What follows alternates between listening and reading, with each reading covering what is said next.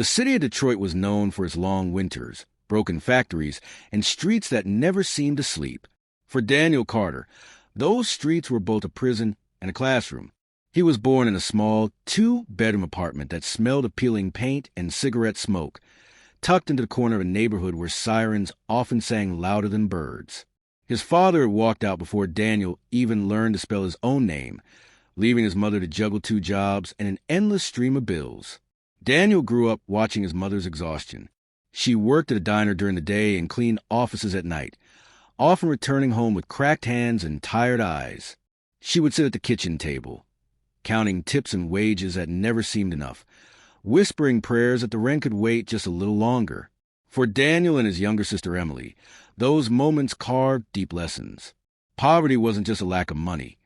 It was the weight that pressed on every dream they dared to imagine. At school, Daniel wasn't the kid teachers noticed for brilliance. He was quiet, often sitting in the back row, sketching little shapes in his notebook, because focusing on lectures felt impossible when his stomach growled from skipped meals. He wore the same sneakers until the soles peeled apart, taping them shut to make them last another week. Other kids noticed. Some teased him for the way his clothes hung loosely, for the second-hand smell of his shirts. Bullies called him Nobody, a name that stuck to his skin like glue. But Daniel wasn't nobody. He just hadn't discovered who he could be yet. He found his first escape at the public library a few blocks from his apartment. It wasn't much, just an old brick building with dusty carpets. But inside, Daniel felt a silence that soothed him. He'd sit in the corner, flipping through books about athletes, entrepreneurs, and inventors. He didn't always understand the big words, but he understood the pictures. People who started with nothing and somehow built something great. He wondered if maybe, one day, someone could write a story about him, too.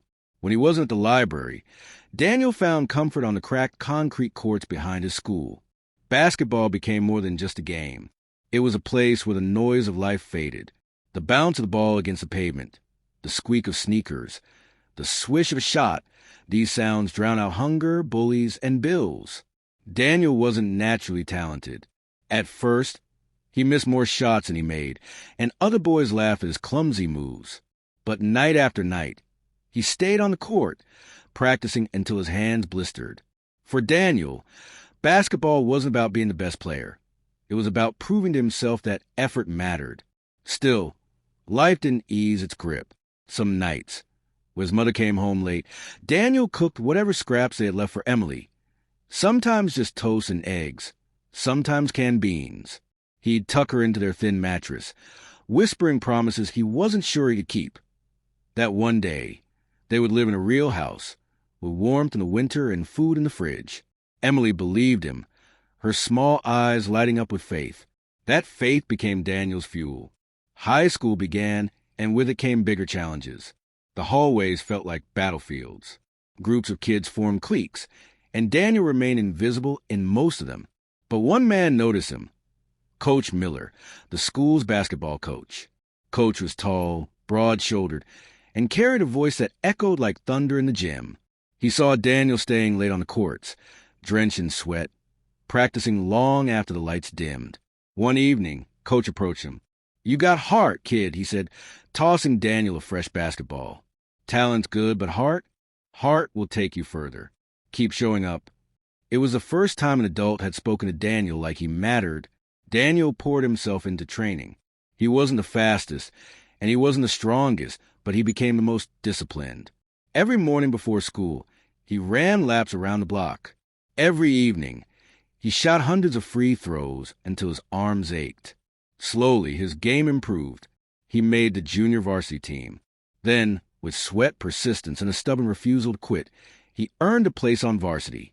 By senior year, Daniel was wearing the captain's band on his arm.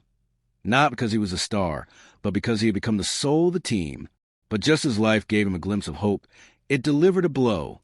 His mother collapsed at work one evening, her body worn down by years of labor. The doctors said it was exhaustion, compounded by untreated health issues. Suddenly, Daniel was thrust into roles far larger than his age. He worked part-time at a grocery store, balancing shifts with school practices and caring for Emily. Nights grew shorter. Stress grew heavier, but Daniel refused to give up. Some of his friends fell into other paths. Marcus, his childhood companion, started hanging with gangs, chasing quick money through drugs and theft.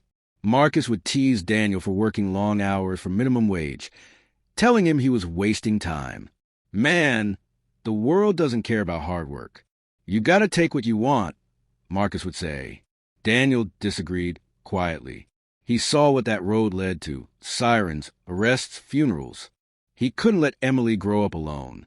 He couldn't betray his mother's sacrifices. On the night of his high school graduation, Daniel stood in a borrowed suit, holding his diploma with trembling hands.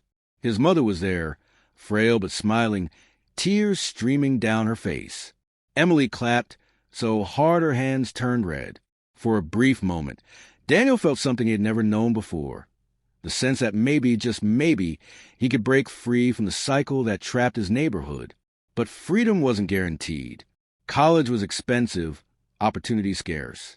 All Daniel carried with him was determination, a diploma, and the belief that his story was far from over. And so began the next chapter of his journey, a chapter that would test every ounce of strength he had, pushing him to choose between the easy road of surrender and the hard climb toward greatness.